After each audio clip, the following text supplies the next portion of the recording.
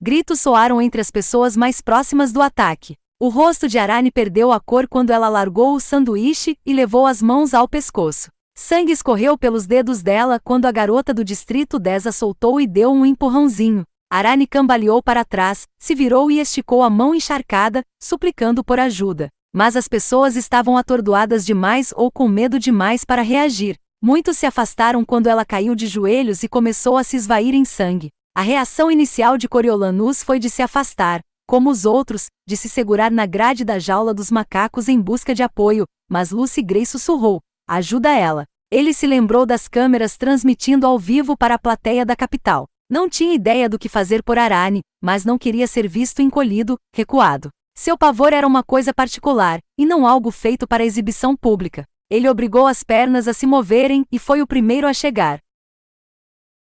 A Arani. Ela segurou a camisa dele enquanto a vida escapava dela. Médico! Gritou ele enquanto a deitava no chão. Tem um médico aqui? Alguém ajude! Ele pressionou o ferimento para estancar o sangue, mas parou quando ela fez som de sufocamento. Vamos lá! Gritou ele para a plateia. 2 pacificadores estavam abrindo caminho na direção dele, mas devagar demais. Coriolanus teve tempo de ver a garota do Distrito 10 pegar o sanduíche e dar mordidas furiosas antes de balas perfurarem o seu corpo, jogando-a contra a grade. Ela escorregou até o chão e seu sangue se misturou com o de Arani. Pedaços de comida meio mastigada caíram de sua boca na poça vermelha. A multidão chegou para trás enquanto pessoas em pânico tentavam fugir do local. A luz morrente acrescentou um toque de desespero. Coriolanus viu um garotinho cair e sua perna ser pisoteada antes de uma mulher o puxar do chão. Outros não tiveram tanta sorte. Os lábios de Arani emitiram palavras sem som que ele não conseguiu decifrar. Quando a respiração dela parou abruptamente, ele achou que não adiantava tentar ressuscitá-la. Se ele forçasse ar em sua boca, não sairia simplesmente pelo ferimento aberto no pescoço. Festus estava ao seu lado agora, e os 2 amigos trocaram olhares impotentes. Coriolanus se afastou de Arani e fez uma careta para a cobertura brilhante e vermelha nas mãos. Virou-se e viu Lucy Gray encolhida junto às grades da jaula, o rosto escondido na saia de babados, o corpo trêmulo, e percebeu que estava tremendo também. Com ele era assim. O jorro de sangue, o zumbido das balas, os gritos das pessoas só traziam de volta os piores momentos de sua infância. Botas rebeldes batendo nas ruas, ele e a avó no chão por causa dos tiros, corpos morrendo em convulsão ao redor, sua mãe na cama ensanguentada, os pisoteamentos nos tumultos por causa de comida, os rostos esmagados, as pessoas gemendo. Imediatamente tomou as atitudes necessárias para mascarar seu terror, apertou as mãos em punho nas laterais do corpo. Tentou respirar fundo, devagar. Lucy Gray começou a vomitar, e ele deu-lhe as costas para controlar o próprio estômago. Médicos apareceram e colocaram Arani em uma maca. Outros avaliaram os feridos por balas perdidas ou que foram pisoteados. Uma mulher estava diante dele perguntando se ele tinha se machucado, aquele sangue era dele? Quando confirmaram que não era, deram a ele uma toalha para se limpar. E seguiram em frente. Quando estava limpando o sangue, ele viu Sejanus ajoelhado perto da garota tributo morta. Ele tinha enfiado as mãos pela grade e parecia estar polvilhando alguma coisa branca sobre o corpo enquanto murmurava algumas palavras. Coriolanus só teve um vislumbre antes de um pacificador aparecer e puxar Sejanus. Os soldados estavam ocupando o local agora, retirando as pessoas que restavam e enfileirando os tributos no fundo da jaula com as mãos acima da cabeça. Mais calmo, Coriolanus tentou chamar a atenção de Lucy Gray, mas os olhos dela estavam grudados no chão. Um pacificador o segurou pelos ombros e deu um empurrão respeitoso e firme na direção da saída. Ele se viu atrás de Festus pelo caminho principal. Eles pararam junto a um chafariz e removeram mais um pouco do sangue. Nenhum dos 2 sabia o que dizer. Arani não era sua pessoa favorita, mas sempre fez parte da vida dele. Eles brincavam juntos quando eram bebês. Foram a festas de aniversário um do outro, ficaram em filas de comida, frequentaram as mesmas aulas. Ela fora vestida de renda preta da cabeça aos pés no enterro da mãe dele, e ele comemorara a formatura do irmão dela no ano anterior. Como parte da velha guarda rica da capital, ela era quase da família. E não era preciso gostar da família. O laço existia de qualquer jeito. Não consegui salvá-la, disse ele. Não consegui estancar o sangue. Acho que ninguém teria conseguido. Pelo menos, você tentou. É isso que importa, disse Festus em tom de consolo. Clemencia os encontrou, o corpo todo tremendo de consternação, e eles saíram do zoológico juntos. Venham para minha casa, disse Festus, mas quando eles chegaram ao prédio, ele caiu no choro de repente. Eles o colocaram no elevador e deram boa noite. Só quando Coriolanus estava levando Clemencia para casa foi que ele se lembrou da tarefa que Gaul tinha atribuído a ele. A proposta de enviar alimento aos tributos na arena e a opção de apostar neles. Ela não deve mais esperar nada, disse Clemencia. Eu não conseguiria fazer nada hoje, e não poderia nem pensar no assunto. Sabe como é, sem a Arane. Coriolanus concordou, mas no caminho de casa pensou na Gaul. Seria bem a cara dela penalizá-lo por perder um prazo daqueles, mesmo levando em conta as circunstâncias. Talvez ele devesse escrever alguma coisa por segurança. Quando terminou de subir os 12 andares até o apartamento, ele encontrou a avó transtornada, falando mal dos distritos e arejando seu melhor vestido preto para o funeral de Arane. Ela voou para cima dele, passou a mão pelo seu peito e pelos braços para ter certeza de que não estava ferido. Tigris simplesmente chorou. Não acredito que Arane esteja morta. Eu a vi no mercado de tarde, comprando uvas. Ele as consolou e fez o melhor que pôde para tranquilizá-las sobre sua segurança. Não vai acontecer mais. Foi um acidente horrível. Agora, a segurança vai aumentar. Quando as coisas se acalmaram, Coriolanus foi para o quarto, tirou o uniforme sujo de sangue e foi para o banheiro. Na água quase escaldante do chuveiro, ele removeu o restante do sangue de Arane do corpo. Por cerca de 1 minuto, um choro doloroso de soluçar fez seu peito doer, mas passou, e ele não soube dizer se tinha a ver com a dor pela morte dela ou com a frustração por suas dificuldades. Provavelmente um pouco de cada. Ele vestiu um robe de seda puído que pertencera a seu pai e decidiu tentar escrever a proposta. Ele não conseguiria mesmo dormir, não com o som gorgolejante da garganta de Arane ainda fresco nos ouvidos. Não havia pó com aroma de rosas que pudesse contrabalançar isso. Perder-se na tarefa o ajudaria a se acalmar, e ele preferia trabalhar na solidão, sem ter que refutar as ideias dos colegas de forma diplomática. Sem interferência, ele criou uma proposta simples e sólida. Refletindo sobre a discussão em sala de aula com a Gaul e sobre a empolgação da plateia quando alimentava os tributos famintos no zoológico, ele se concentrou na comida. Pela primeira vez, patrocinadores poderiam comprar itens como um pedaço de pão, um bloco de queijo, para serem entregues por drone a um tributo específico. Um painel seria estabelecido para revisar a natureza e o valor de cada item. O patrocinador teria que ser um cidadão da capital de boa posição que não fosse diretamente relacionado aos jogos. Isso descartava os idealizadores dos jogos, os mentores, os pacificadores designados a protegerem os tributos e qualquer pessoa da família dos grupos supracitados. Sobre sua ideia de apostas, ele sugeriu um segundo painel para criar um local que permitisse que os cidadãos da capital apostassem oficialmente no vitorioso, estabelecessem as chances e supervisionassem o pagamento dos vencedores. O rendimento de ambos os programas seria utilizado para cobrir os custos dos jogos, tornando-os essencialmente desprovidos de custo para o governo de Panem. Coriolanus trabalhou sem parar até o amanhecer de sexta. Quando os primeiros raios de sol entraram pela janela, ele vestiu um uniforme limpo, botou a proposta debaixo do braço e saiu do apartamento o mais rapidamente possível. Gaul tinha várias atribuições, dentre seu trabalho de pesquisa e suas funções militares e acadêmicas, e ele precisou adivinhar onde ficava seu escritório. Como era coisa relacionada aos jogos vorazes, ele foi até a imponente estrutura conhecida como Cidadela, que abrigava o departamento de guerra. Os pacificadores de serviço não tinham intenção nenhuma de deixar que ele entrasse na zona de segurança altíssima, mas garantiram que os papéis da proposta seriam colocados sobre a mesa dela. Era o melhor que ele podia fazer. Quando voltou andando pela Corso, a tela que só mostrava a insígnia de Panem nas primeiras horas ganhou vida com os eventos da noite anterior. Repetidamente exibiram o tributo cortando a garganta de Arane, ele chegando para ajudá-la e a assassina levando tiros. Ele se sentiu estranhamente distante da ação, como se toda sua reserva emocional tivesse se esgotado com seu breve desabafo no chuveiro. Como sua reação inicial à morte de Arane foi um tanto deficiente, Coriolanus ficou aliviado de ver que as câmeras só gravaram sua tentativa de salvá-la, os momentos em que ele pareceu ser corajoso.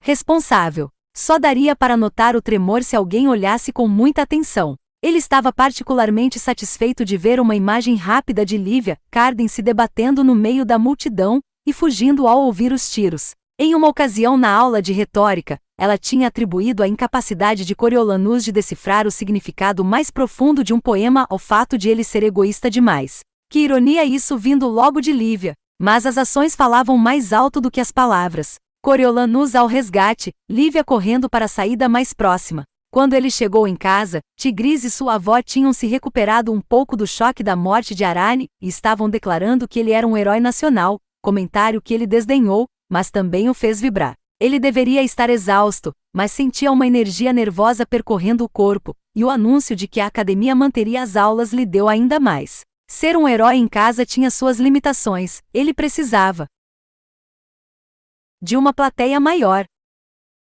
Depois de um café da manhã de batatas fritas e coalhada fria, ele foi para a academia com a sobriedade que a ocasião exigia. Como todos o viam como amigo de Arane, coisa que se provou certa ao tentar salvá-la, ele pareceu ser designado ao papel de líder do luto. Nos corredores, as condolências vinham de todos os lados, junto com elogios por suas ações. Alguém sugeriu que ele gostava dela como uma irmã, e apesar de nunca ter sido assim, ele não contestou. Não havia necessidade de desrespeitar os mortos. Como reitor da academia, Igoboton deveria chefiar a assembleia escolar, mas ele não apareceu. Foi Satiria quem falou de Arane em termos elogiosos. Sua audácia, sua expansividade, seu senso de humor. Só coisas que eram muito irritantes nela e que acabaram levando à sua morte, pensou Coriolanus enquanto secava os olhos. A professora Cicle pegou o microfone e o elogiou, e um pouco menos a Festus, pela reação deles a uma camarada caída. Hipocrata Lunt,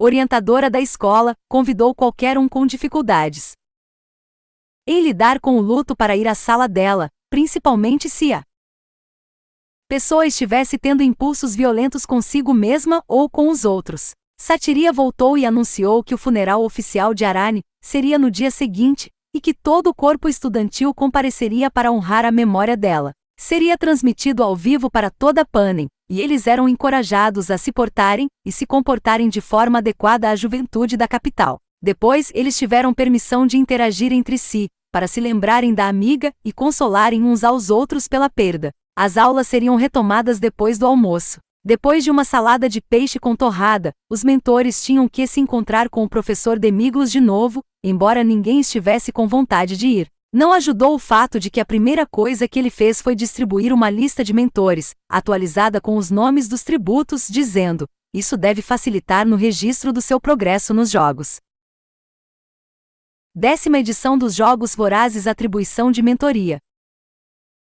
Distrito 1 Garoto, Facete Lívia Carden Garota, Velveren, Palmira Monte Distrito 2 Garoto, Marcos, Sejanus Plint Garota, Sabin, Florus Friend Distrito 3 Garoto, Cirque, Io Jasper Garota, Tesley, Urban Canville Distrito 4 Garoto, Misen, Persephone Price Garota, Coral, Festus Creed Distrito 5 Garoto, HY, Dennis Flynn Garota, Sol, Ifigenia Moss Distrito 6 Garoto, Otto, Apollo Ring Garota, Gineia, Diana Ring Distrito 7 Garoto, Tresh, Vipsania Cicle Garota, Lâmina, Pliny Harrington Distrito 8 Garoto, Bobbin, Juno Phipps Garota, Vovei, Hilarius Eavenbey Distrito 9 Garoto, Panlo, Gaius Brain Garota, Chial, Androcles Anderson Distrito 10 Garoto, Tanner, Domitia Vincivic Garota, Brand, Arane Crane Distrito 11 Garoto, Reaper, Clemencia Dovecote Garota, Jill, Félix Ravinstil Distrito 12 Garoto, Jessup, Lysistrata Vickers, Garota, Lucy Gray, Coriolanus Snow. Coriolanus, além de várias outras pessoas ao redor, cortou automaticamente o nome da garota do Distrito 10. Mas e aí? Faria sentido cortar o nome de Arane também, mas a sensação era diferente. Sua caneta pairou acima do nome dela e o deixou lá por enquanto. Parecia frieza cortá-la da lista daquele jeito. Uns 10 minutos depois da aula começar, chegou um bilhete da diretoria instruindo que ele e Clemencia saíssem da aula e se apresentassem imediatamente na cidadela. Só podia ser em resposta à proposta dele, e Coriolanus sentiu uma mistura de empolgação e nervosismo. Adra, Gaul tinha gostado, odiado. O que significava? Como ele nem tinha contado sobre a proposta, Clemencia ficou irritada. Não acredito que você escreveu uma proposta com o corpo de Arane ainda quente. Eu chorei a noite inteira. Os olhos inchados confirmavam o comentário. Bom, eu também não consegui dormir, protestou Coriolanus. Depois de segurá-la morrendo, trabalhar me impediu de surtar. Eu sei. Cada pessoa lida com a dor de um jeito. Eu não quis te desmerecer. Ela suspirou. E o que foi que eu supostamente escrevi com você? Coriolanus ofereceu um resumo rápido, mas ela pareceu irritada. Me desculpe, eu pretendia te contar. É coisa bem básica, e uma parte do que está lá nós já discutimos em grupo. Olha, eu já ganhei um demérito esta semana. Não posso deixar que minhas notas sejam afetadas. Você pelo menos colocou meu nome? Não quero que pareça que eu estava frágil demais para participar, disse ela. Eu não botei o nome de ninguém. É mais um projeto de turma. Coriolanus levantou as mãos com exasperação. Sinceramente, Clemie, eu achei que estava fazendo um favor a você. Tudo bem, disse ela, cedendo. Acho que te devo essa, mas queria pelo menos ter tido a chance de ler. Só me dá cobertura se ela começar a nos fazer perguntas. Você sabe que vou dar. Ela provavelmente vai odiar mesmo. Eu achei boa, mas ela segue regras completamente diferentes. Isso é verdade, concordou Clemencia. Você acha que ainda vai haver jogos vorazes agora? Ele não tinha pensado nisso. Não sei. Com Arane, o funeral. Se acontecerem, serão adiados, acho. Sei que você não gosta dos jogos. Você gosta? Alguém gosta? Perguntou Clemencia. Pode ser que enviem os tributos para casa. A ideia não era totalmente desagradável quando ele pensava em Lucy Gray. Ele se perguntou como o desenrolar da morte de Arane a estava afetando. Todos os tributos estariam sendo punidos? Ele teria permissão de vê-la?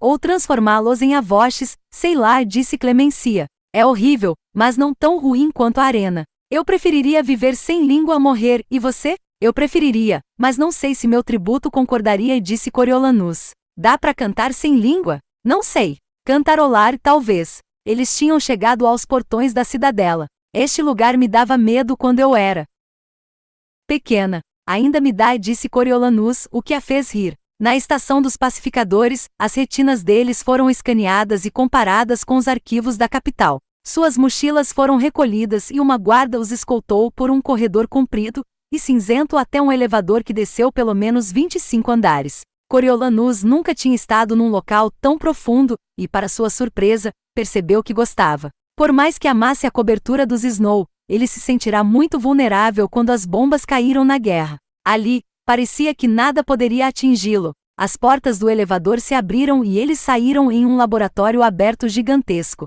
Fileiras de mesas de pesquisa, máquinas desconhecidas e caixas de vidro se espalhavam por uma longa distância. Coriolanus se virou para a guarda, mas ela fechou as portas e os deixou sem instruções. Vamos? Perguntou ele a Clemencia. Eles começaram a andar com cuidado pelo laboratório. Tenho a sensação horrível de que vou quebrar alguma coisa. Sussurrou ela. Eles acompanharam uma parede de caixas de vidro com quase 5 metros de altura. Dentro, uma variedade de criaturas, algumas familiares, outras alteradas ao ponto de ser impossível rotular, caminhavam, ofegavam e se deslocavam com infelicidade aparente. Presas enormes, garras e barbatanas batiam no vidro conforme eles passavam. Um jovem de jaleco os interceptou e os levou à seção das jaulas dos répteis. Lá, eles encontraram Adra, Gaul, olhando para um terrário grande com centenas de serpentes. Eram de cores artificialmente intensas, a pele quase reluzindo em tons de rosa, amarelo e azul neon. Nem maiores do que uma régua, e nem mais grossas do que um lápis, elas se retorciam em um tapete psicodélico que cobria o fundo da jaula. Ah, aí estão vocês, disse Adra, Gaul com um sorriso. Digam oi para os meus novos bebês. Oi, disse Coriolanus, aproximando o rosto do vidro para ver o amontoado se retorcendo. Elas o lembravam alguma coisa, mas ele não conseguia pensar o quê. Existe motivo para as cores? Perguntou Clemencia. Existe motivo para tudo ou para nada, dependendo da sua visão de mundo, disse Adra. Gaul, o que me leva à sua proposta. Gostei. Quem escreveu? Só vocês dois? Ou sua amiga atrevida participou antes de cortarem a garganta dela? Clemencia apertou os lábios, chateada, mas Coriolanus viu seu rosto se contrair. Ela não se deixaria intimidar. A turma toda discutiu em conjunto. E Arane estava planejando ajudar no texto ontem à noite. Mas aí, foi como a senhora falou, acrescentou ele. Mas vocês dois seguiram em frente, foi isso? Perguntou Gaú. Isso mesmo, disse Clemencia. Nós escrevemos na biblioteca e eu imprimi no meu apartamento ontem à noite. E dei para Coriolanus entregar hoje de manhã, como designado. Gaú falou com Coriolanus. Foi assim que aconteceu? Coriolanus se sentiu sob holofotes. Eu entreguei hoje de manhã, sim. Bom, entreguei para os pacificadores em serviço. Não tive permissão de entrar, disse ele de forma evasiva. Havia algo de estranho no interrogatório. Algum problema? Eu só queria ter certeza de que os dois tinham participado, disse Gaú. Posso mostrar as partes que o grupo discutiu e como foram desenvolvidas na proposta, ofereceu ele. Sim, faça isso. Vocês trouxeram uma cópia? Perguntou ela. Clemencia olhou para Coriolanus com expectativa. Eu não trouxe, disse ele. Não gostou de Clemencia estar jogando a responsabilidade nas costas dele, considerando que estava tão abalada que nem ajudou. Principalmente porque ela era uma de suas concorrentes mais impressionantes aos prêmios da academia. Você trouxe. Pegaram nossas mochilas. Clemencia se virou para Gaú. Não podemos usar a cópia que entregamos? Bom, poderíamos. Mas meu assistente usou o papel para forrar essa jaula quando fui almoçar, e disse ela com uma risada. Coriolanus olhou para o amontoado de serpentes com línguas em movimento. E realmente conseguiu ver trechos da proposta embaixo dos corpos. E se vocês dois pegarem? Sugeriu Gaú. Pareceu um teste. Um teste esquisito da Gaú. E meio planejado, mas ele não conseguia imaginar com que objetivo. Ele olhou para Clemencia e tentou lembrar se ela tinha medo de cobras, mas nem sabia se ele mesmo tinha. Não havia serpentes no laboratório da escola. Ela abriu um sorriso tenso para Gaú. Claro, é só enfiar a mão pela portinhola no alto? Gaú tirou a tampa toda. Ah não, vamos abrir espaço. Senhor Snow, por que você não vai primeiro? Coriolanus enfiou a mão devagar e sentiu o calor do ar aquecido. Isso mesmo, se mova devagar. Não as incomode, instruiu Gaú. Ele enfiou os dedos sob uma folha de papel da proposta e a puxou lentamente de debaixo das serpentes. Elas caíram em um amontoado, mas não pareceram se importar muito. Acho que elas nem repararam em mim, disse ele para Clemencia, que estava meio verde. Agora sou eu. Ela enfiou a mão no tanque. Elas não enxergam muito bem, e escutam pior ainda, disse Gaú. Mas elas sabem que vocês estão aqui. As serpentes conseguem sentir o cheiro de vocês com a língua, essas bestantes aqui mais do que as outras. Clemencia pegou uma folha com a unha e a ergueu. As serpentes se mexeram. Se você for familiar, se elas fizerem associações agradáveis com seu cheiro, como o de um tanque quente, por exemplo, elas vão ignorar sua presença. Um cheiro novo, uma coisa estranha, seria visto como ameaça, disse Gaú. Você estaria por conta própria, garotinha. Coriolanus tinha começado a encaixar as peças quando viu a expressão de alarme no rosto de Clemencia. Ela puxou a mão do tanque, mas, antes disso, cerca de 6 cobras neon enfiaram as presas na pele dela.